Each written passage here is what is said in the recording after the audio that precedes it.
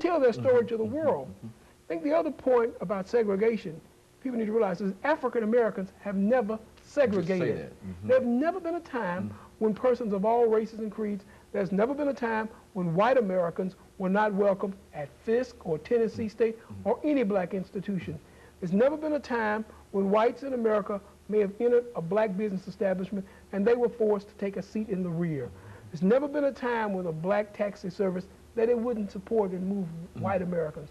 When is the rest of America going to take the lesson of African Americans from Brown through support of national causes and bring it to fruition?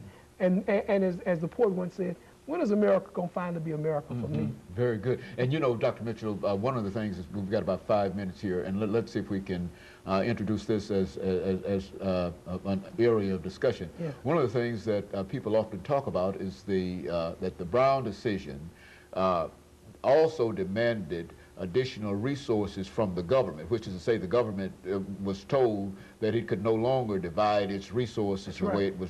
Speak to some of the well, you know, the whole concept of separate but equal, things were never equal. So if things weren't equal to begin with, to raise me to a level, you've got to put more into my communities. You've got to put more into me. Post-Brown, though, what we were saying was poorly educated African Americans cost the American system.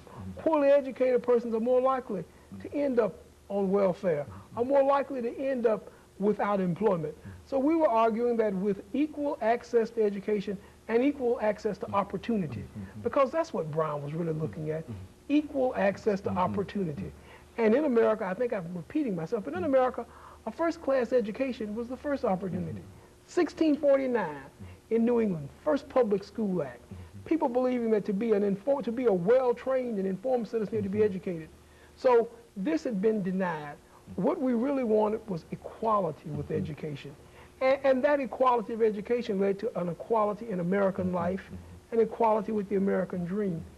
Post-Brown, we continually battled back and forth regarding voting rights and accessibility, or support for inner-city communities, or support for higher education. But Dr. Haney, it all stems back to Brown. That decision saying that it's un-American to have things separate but equal, I think challenged the status quo in America. Dr. Mitchell, during the last 3 minutes that we have, let me have you to speak specifically to young people today who might not be focused or involved and even understand. What would you tell them in terms of their responsibility, or do they have a responsibility to continue the expansion of what Brown represented? Yes, they do. It's a shame in America to have forced laws to support people who don't go to school. Truance is not a luxury that especially the minority community can afford. The next great message from Brown and the great American message is we all must vote. America must become a nation where people are fully participating. It's not enough to have 33% of the population